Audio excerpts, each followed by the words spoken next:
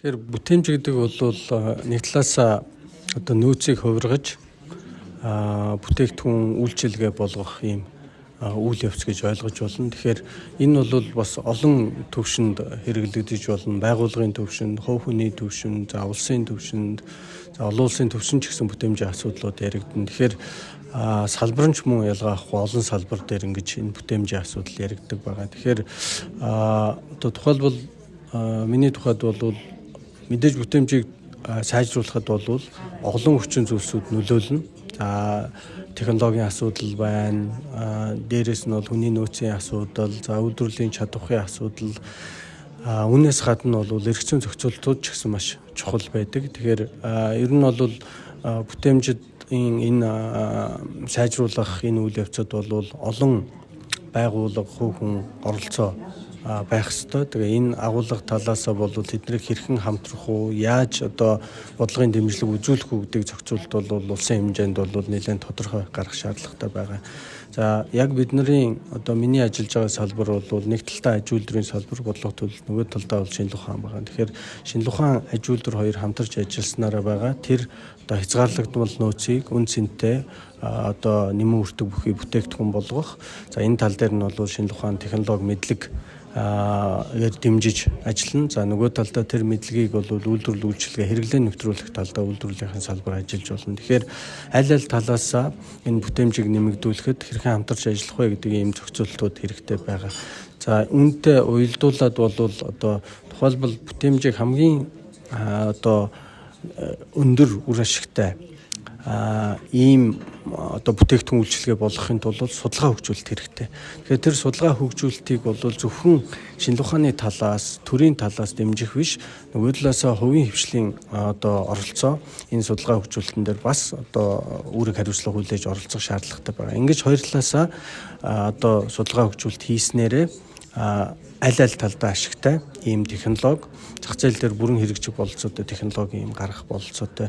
Тэгэхээр энэ агуулгын хүрээнд бол эрх зүйн зохицуултуудыг шинжлэх ухааны технологийн хууль, аж үйлдвэрийг дэмжих тухай хууль гэдэг ийм хуулиудаар, үйлдвэрлэлийг дэмжих тухай хуулиудаар бол зохицуулж өгсөн. За энэ агуулга нь бол үндсэндээ бол хамтарч нэмүүртэг шингэсэн өндөр бүтээмжтэй бүтээгдэхүүн үйлчилгээ бий болгох ийм л зорилготой байгаа. Энэ мэтлэн бол одоо эрх зүйн талаасаа, за тэгээд шинжлэх ухааны талаасаа бол одоо яг хэрэгцээтэй бүтээмжид нэмэр болгох тийм мэдлэгийг гаргахын тулд бол анханасаа аж үйлдвэрийн салбарынхантай хамтарч ажилтдаг нөгөө ко-дизайн хийх, за тэгээд анханасаа бүтээгдэхүүний зорилтуудаа гаргахтаа ингэж хамтарч явах юм бол одоо бүтээмж дээшлэх ийм бүрэн бололцоотой гэдэг нь бас харагдаж байна. Дархны төмөрлөгийн үйлдвэрийн хүний нөөцийн хэлтсийн дарга уран чимэг байна. За манай дархны төмөрлөгийн үйлдвэр компани 1500 гаруй ажилтнтай уул уурхай гангийн үйлдвэрлэлийн чиглэлээр үйл ажиллагаа явуулдаг. Төвийн орон нутагтаа бас томоохон ажил олгогч компани нэг байдаг. Бид бүтээмжийн хөтөлбөрийг 2015 оноос хойш тууштай 10 гаруй жил үйл ажиллагаанд бол хэрэгжүүлэн ажиллаж байгаа. Монголын бүтээмжийн төвийн гадаад болон дотоод сургалт хөтөлбөрүүд мөн ажлын байрны соёл 5C, чанарын дугуйлангийн баг, кайзен санал зэрэг бүтээмжийн алдагдлыг бууруулах, эдийн засгийн үр өгөөжийг дээшлүүлэх чиглэлээр инженер техникийн ажилтнуудын багуудыг үүсгэн үр бүтээлтэй бол ажиллаж байна. Манай инженер техникийн ажилтнууд маань техник технологи сайжруулах, процессын алдагдлыг бууруулах, өртөг зардлыг хэмнэх чиглэлээр төрөл бүрийн техник технологийн төсөл хөтөлбөрүүдийг амжилттай бол хэрэгжүүлэн ажиллаж байгаа. Энэ төсөл хөтөлбөрүүд нь үйлдвэр дээр бодит хэмнэлтээ өгөөд гадаадаас худалдан авдаг тоног төхөөрөмж материалуудыг өөрсдөө дотооддоо үйлдвэрлэх мөн техник түүхий эдийн зардлыг бууруулах чиглэлээр томоохон төслүүдийг амжилттай хэрэгжүүлсэн. Тэгээ Монголын бүтээмжийн төвийн шааран шанах төсөл маань шалгараад 3 дугаар байранд орсон байгаа. Цаашдаа бид нар 2026 онд дижитал кайзен төслийг Азийн бүтээмжийн төв, Монголын бүтээмжийн төвтэй хамтран үйлдвэрлэлийн үйл ажиллагаанд хэрэгжүүлэхээр зорилт тавин ажиллаж байна. Таны хувьд бүтээмж гэж юу вэ? Бүтээмж гэдэг тэр ойлголтыг хамт олонны дунд бий болгох хэрэг ямар хандлага хийж байна?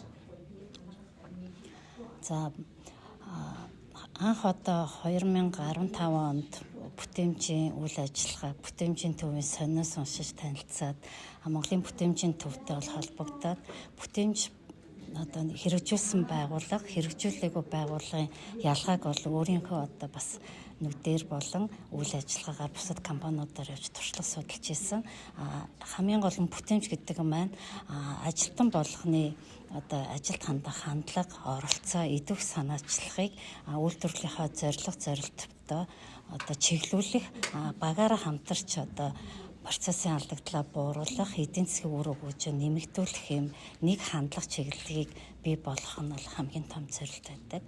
Тэр утгаараа манай одоо анх одоо 2015 онтой харьцуулахад одоо 10 гаруй жилийн дараа манай компани соёл маань дэвшилсэн, ажилтнуудын одоо ажилд хандах хандлага, оролцоо, идэвх санаачлага, ажлын байрны техник технологийн процессыг удирдах, чиглүүлэх үйл ажиллагаа маань нэмэгдснээрээ үйлдвэрлэлийн одоо зорилттой түвшний биелэлтүүдийг жил бүр одоо давуулан биелүүлж, эдийн засгийн үр өгөөжийг бас давхар нэмэгдүүлэн ажиллаж байгаараа илүү одоо онцлог даваа талтай гэж үзэж байна.